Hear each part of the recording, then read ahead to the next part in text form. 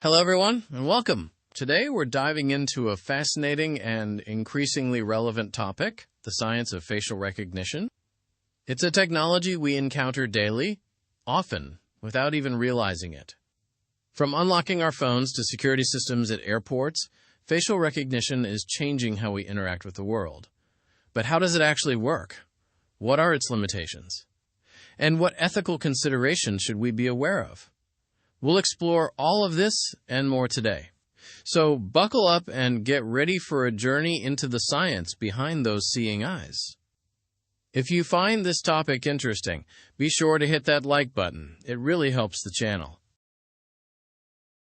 Let's start with the basics. Facial recognition is essentially a technology that identifies or verifies a person from a digital image or video frame. It relies on algorithms to map and analyze facial features, comparing them against a database of known faces. This process is far more complex than simply matching two pictures. The software needs to account for variations in lighting, angle, expression, and even aging.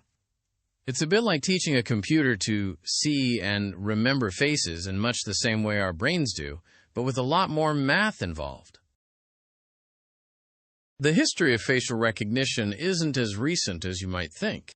The concept dates back to the 1960s with the work of Woodrow Bledsoe, Helen Chan Wolf, and Charles Bisson. Their early systems, although primitive by today's standards, laid the groundwork for modern facial recognition technology. They used manually extracted facial features to identify faces, a painstakingly slow process. However, these early steps got the ball rolling towards the technology we see today. Imagine having to teach a computer the exact distance between someone's eyes or the length of their nose, manually. So how does modern facial recognition actually work? Well, it typically involves several key steps. First, the system detects a face within an image or video. This is often accomplished using algorithms that look for patterns resembling facial features, such as the eyes, nose, and mouth.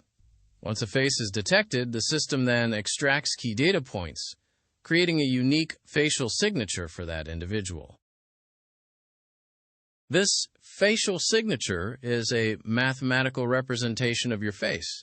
The distances between your eyes, the shape of your jawline, the depth of your eye sockets, all these features are converted into numerical data. These numbers are then compared against a database of known facial signatures. If a match is found, the system identifies the individual. This process happens incredibly quickly, often in a fraction of a second. It's like your face becomes a unique barcode the computer scans. There are different approaches to facial recognition. One common method is 2D facial recognition, which uses two-dimensional images to identify faces. This is the most widely used type of facial recognition, found in many smartphones and security systems. However, 2D systems can be easily fooled by changes in lighting, pose, and expression. A photo is easy to trick with a printed-out image, so a higher level of security is needed in certain situations. Another approach is 3D facial recognition, which uses three-dimensional sensors to capture the shape of the face. This method is more accurate than 2D because it's less affected by changes in lighting and angle. 3D facial recognition is often used in more secure applications, such as border control and law enforcement. The shape of your skull never changes, so it's an excellent way to identify someone.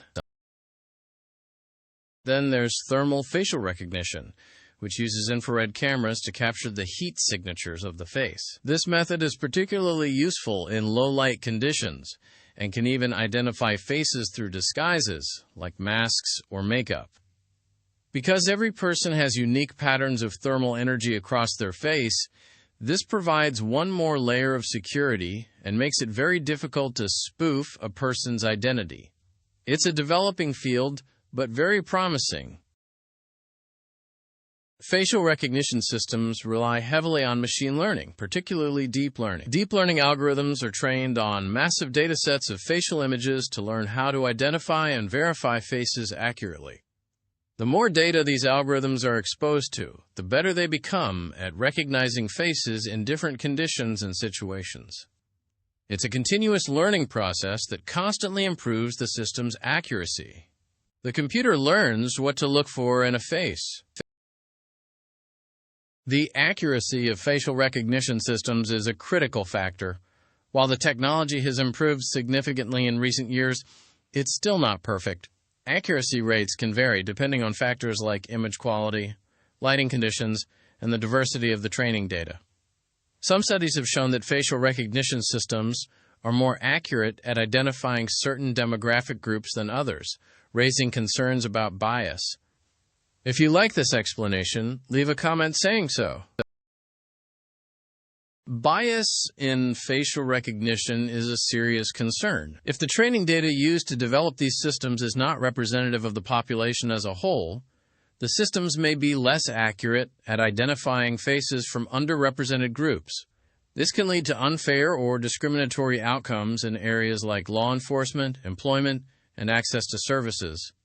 It's important to address these biases to ensure that facial recognition technology is used fairly and equitably. Let's talk about the applications of facial recognition. As mentioned earlier, it's used in a wide range of settings. Smartphones use it for unlocking devices. Social media platforms use it for tagging people in photos. Airports use it for security screening and border control. Retail stores use it for loss prevention and customer service. The possibilities are endless, and the technology is constantly evolving. Law enforcement agencies are increasingly using facial recognition for identifying suspects, finding missing persons, and solving crimes. While this can be a powerful tool for public safety, it also raises concerns about privacy and potential misuse. There are ongoing debates about the appropriate use of facial recognition by law enforcement and the need for regulations to protect civil liberties. The rules are different everywhere, and it's often up to the individual agencies to write them.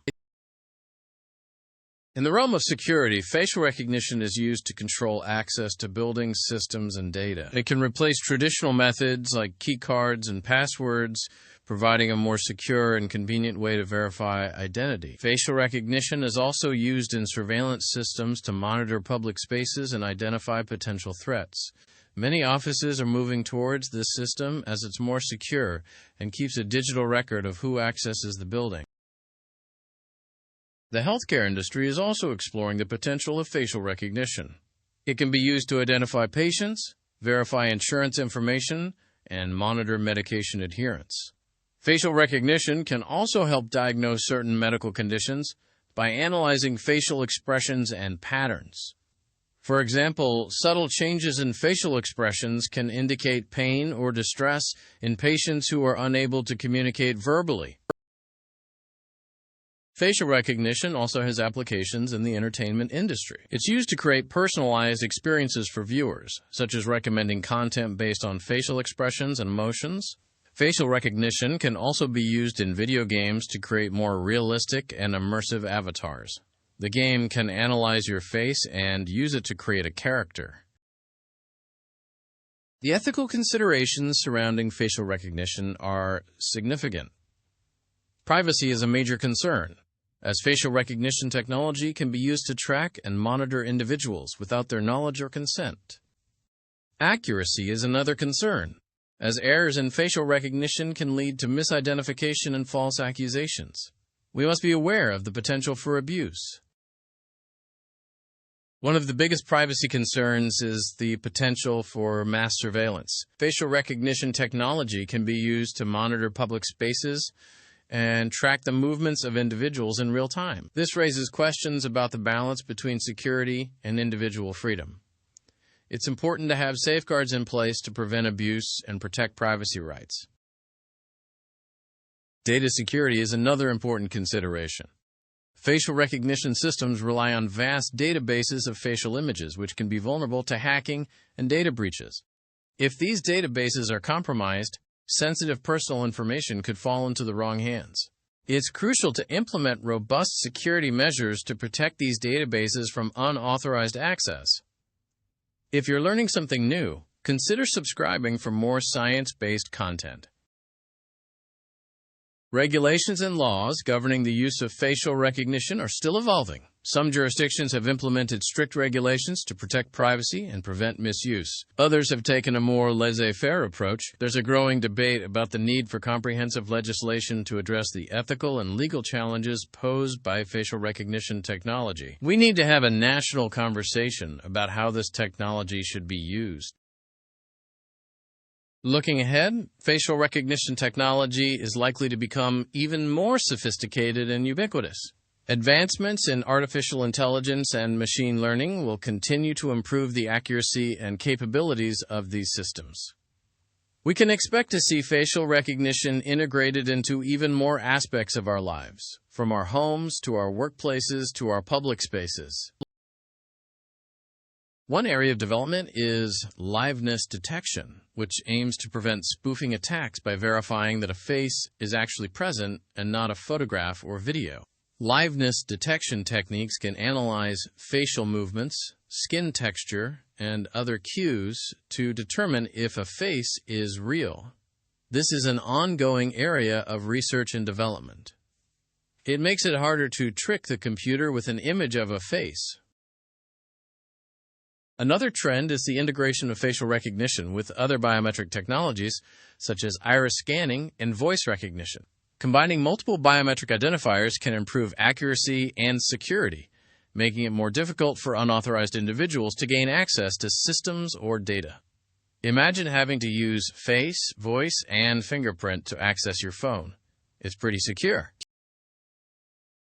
The future of facial recognition will also depend on public acceptance and trust. If people are concerned about privacy and potential misuse, they may be reluctant to embrace the technology. It's important to have open and transparent discussions about the benefits and risks of facial recognition to build public confidence.